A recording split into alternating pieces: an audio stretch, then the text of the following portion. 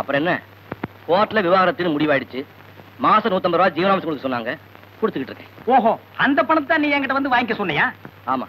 இதுக்கடையில என் முதலாளியோட தங்கச்சின்னு சொல்லி அவள மாதிரியே ஒருத்தி அங்க நுழைஞ்சிருக்கா. அவ உண்மையிலேயே என் முதலாளியோட தங்கச்சி தானா, இல்ல என் பொண்டாட்டி அங்க போய் வேஷம் போட்டிருக்காளான்னு தெரியாம குழம்பிக்கிட்டு இருக்கேன். இதுல குழப்பமே தேவையில்லை. நிச்சயமா அவன் பொண்டாட்டிதான். ஏதோ திட்டம் போட்டு தான் இங்க வந்திருக்கான். இந்த ஆளு முதலாளி, இவர் சம்சாரத்துக்கு என்ன மாமனா மச்சானா? கண்டிப்பா அந்த பொண்ணு பொண்டாட்டியா இருக்க முடியாது. தங்கச்சி தான். இல்ல பொண்டாட்டிதான். தங்கச்சி தான். பொண்டாட்டிதான். எதை வச்சு நீ பொண்டாட்டின்னு சொல்ற? ஒரே மாதிரி 2 பேர் இருக்கிறது நம்ப முடியாத விஷயம். ஏன் நம்ப முடியாது? ஒரே மாதிரி ரெட்டப்பிறவிங்க இருக்கிறது இல்ல? அண்ணன் தம்பி அக்கா தங்கச்சி அப்படி இருக்கலாம் இல்லையா? அது கூட பிறந்த பொறப்பியா? யாரு கண்டா? இவர் சம்சாரத்தோட அப்பா ஒரு காலத்துல அந்த முதலாளி வீட்டு பக்கமா போய் மேய்ஞ்சிருக்கலாம் இல்லையா? நிறுத்துங்க. என் முதலாளிக்கு புரிவேன் கோட்டையம், என் பொஞ்சாதிக்கு புரிவேன் திருச்சி. என் முதலாளியோட தங்கச்சிக்கு சுட்டு போட்டாலும் தமிழ் வராது, என் பொஞ்சாதிக்கு சுட்டு போட்டாலும் மலையாளம் வராது. வந்திருக்கிறவா மலையாளத்துல பிறந்து கட்டுறான். என் பொண்டாட்டிக்கு கோபம் வந்தாலும் சரி, குசி வந்தாலும் சரி, என்ன தடையன்னு தான் சொல்லுவா. அது அவ தாய்மொழி. அதே மாதிரி ஒரு பொண்ணுக்கு ஆபத்தோ ஆவேசமோ வரும்போது தன் தாய்மொழியில தான் கத்துவா. நீ என்ன பண்ற? வீட்டுக்கு அந்த பொண்ணுக்கு ஏதாவது ஆபத்தை உண்டு பண்ற. அவ மலையாளத்துல கத்துனான்னா உன் முதலாளியோட தங்கச்சி, தமிழ்ல அலர்னான்னா உன் பொண்டாட்டி. எப்படிமா என் யோசனை? ஐயோ ஜோசியம், நீ உருப்படியே சொன்ன ஒரே யோசனை இதுதான். நான் வரேன். பாத்தியா என்ன பத்தி அவர் என்ன சொல்லிட்டு போனார்? கடவுள் உனக்கு பெருசா மூளையை கொடுத்துருக்கானே தவிர. சரி, அதை விடு. அந்த பொண்ணை பத்தி என்ன விஷயம்? நிச்சயமா அந்த பொண்ணு முதலாளியோட தங்கச்சி தான். இல்ல பொண்டாட்டி தான். என்ன பந்தயம் கட்டுற? பொண்டாட்டியா இருந்தா நான் மொட்டை அடிச்சுக்கிறேன், தங்கச்சியா இருந்தா நான் மொட்டை அடிச்சுக்கிறேன்.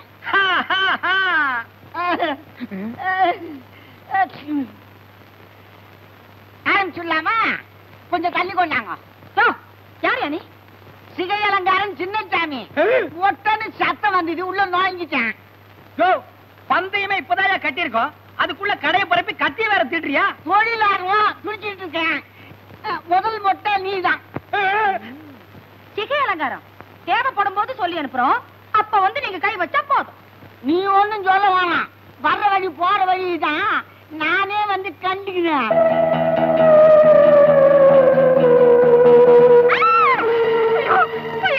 என்ன குருவாயிருப்பா, அம்மே ஓடி வரும். சுத்தமாவே இவளுக்கு தமிழ் தெரியல.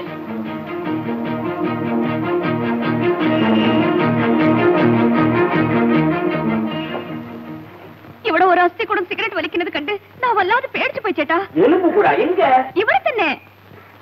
அப்படி ஒண்ணும் இல்லையே, இந்த பொண்ணு ஏதோ மனபிராந்தியில வளருது. பிராந்தியாவது விஸ்கியாவது கொஞ்சம் விட்டா என் பொண்ணுக்கு கண்ணே தெரியாதுன்னு சொல்லுவ போல இருக்க. எல்லாரும் பேசாம இருங்க. பிராந்தி விஸ்கி நீங்க மூடிய மாத்திட்டீங்க. லதா, லதா ப்ளீஸ்.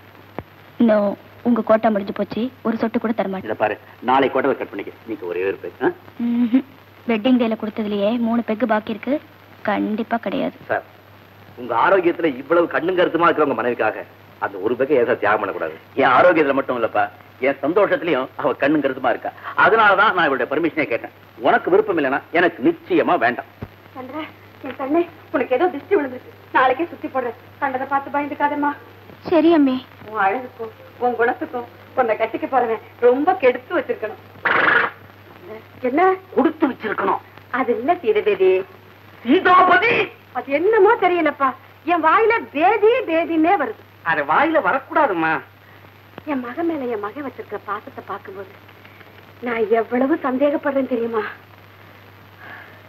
சந்தோஷப்படுறீங்கல்ல? ஆமா. சொல்லி தொலைக்கிறது. நான் வேற என்ன சொன்னேன்? 2 ஒண்ணத்தோடு தோட நடுவிரலா?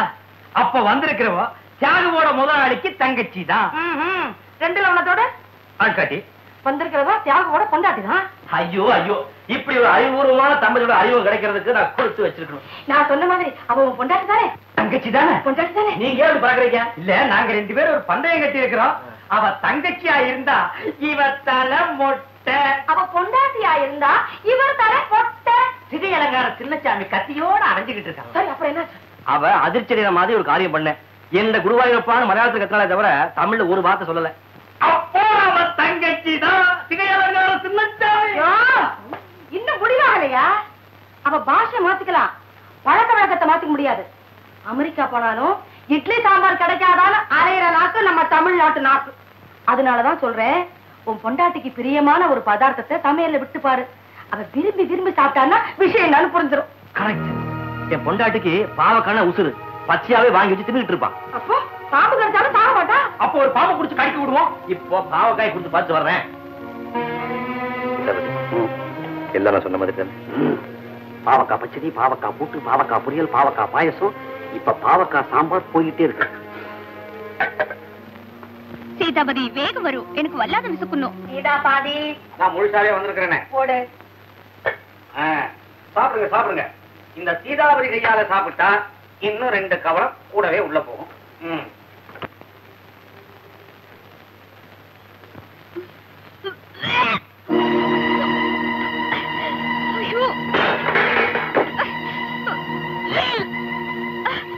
சந்திரா சந்திரா, என்ன இது? கூட்டானல்ல விஷமான ஆள் கைப்பிக்க கொடுத்து என்ன கொல்லன்னு ശ്രമിക്കാണ്. பாவக்கான கீதாவுக்கு உயிர். இவ பேயா அலறாளே. எடோ சீதா விதி என்னமா பாவி, ஆவக்காய் அள்ளி போட்டு. பாவக்காய் சொல்ல மாட்டேன் நீ. பாவக்காய் அள்ளி போட்டு என் பொண்ணு சாப்பாட்டுல மண்ணாய் போட்டுட்டியே. பாவக்காய் சாப்பிடுறது என்ன தப்பு? உடம்புக்கு நல்லது. வாய் மூடு. என் பொண்ணுக்கு பாவக்காய் பிடிக்காது. இதை விட சுருளி விதை அரைச்சு குடிச்சாலும் குடிப்பான். அரளி விதை. அரளி விதை. நீ யாருக்கு எடுத்து சாம்பார் வச்ச பாவக்காய்? யாவு சார் வைக்க சொன்னாரு. ஏதோ செக்ரட்டரி, இது உன் வீடா ஏன் வீடா? சமையல்ல வலையிட நீ யாரு? புரியுதா? தலையிட. உன் தலையை கிண்டிடுவேன்.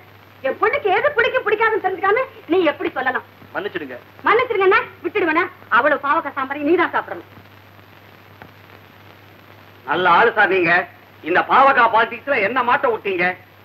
பேசாம இந்த வேலையை விட்டுட்டு எங்க சித்தப்பாவோட நான் சலூனுக்கு போயிட போறேன். சிலோனுக்கு போயிட போறேன். இந்த அம்மாவோட பேசி பேசி இவங்க வியாதி எனக்கு தொத்திக்கிச்சு. அப்ப நான் வரட்டுமா?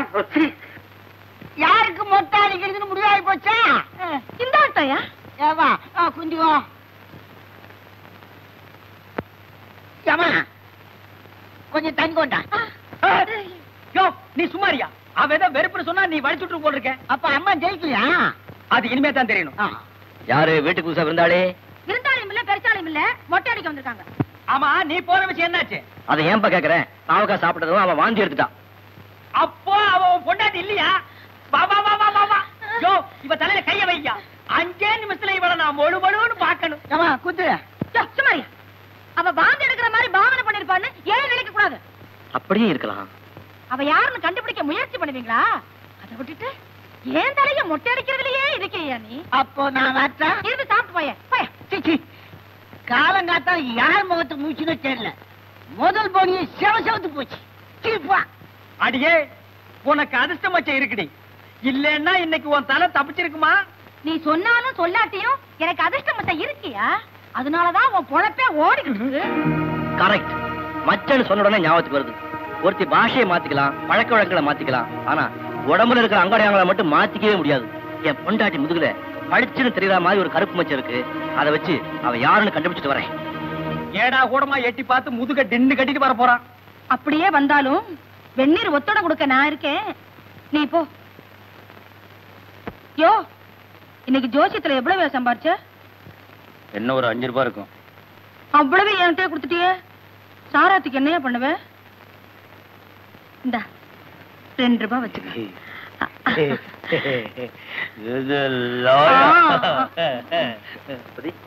ஐயா அம்மா எங்க காணோம்? படுக்கறையில. ஐயாவுக்கும் அம்மாவுக்கும் பலத்த சண்டை. ஐயா நீங்க நினைக்கிற மாதிரி இல்ல. ஐயா அவரோட டெய்லி கோட்டாவில ஒரு சிகரெட்டை கூட குடிச்சிட்டாராம். அதனால தோட்டா பறந்துகிட்டு இருக்கு. அனைவரே இப்படி தனியா இருக்கணும். ஐயாவோட தங்கச்சி ரூம்ல ட்ரெஸ் பண்ணிக்கிட்டு இருக்காங்க. நீ என்ன பண்ற? சூடா ஸ்ட்ராங்கா எனக்கு ஒரு காஃபி போட்டு வாங்க.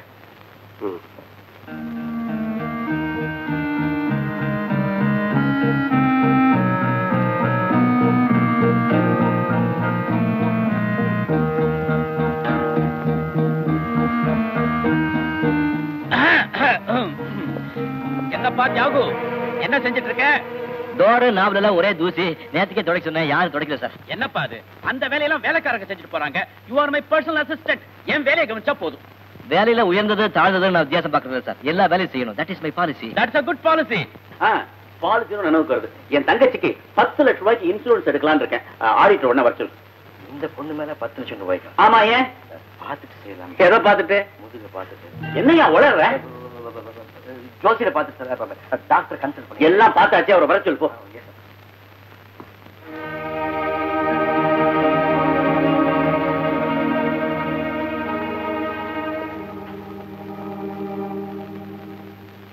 அவர் தன் பொண்டாட்டியா இல்லையான்னு கண்டுபிடிக்க படாத பாடுபடுறாரு. அது தெரிஞ்சா நான் இங்க வந்தேன். முதுகுல அந்த எச்சத்தை மட்டும் பாத்துருந்தா இந்த வீட்டையே ரெண்டாக்கி இருப்பான். எச்சம் இல்ல, பொச்சம், மச்சம் எல்லாம் ஒண்ணுதான். இங்க பாருங்க, என் மேல் உள்ள அனுதாபத்தினாலேயோ ஒரு குடும்பத்தை ஒண்ணு சேர்க்கணுங்கிற ஆர்வத்தினாலேயோ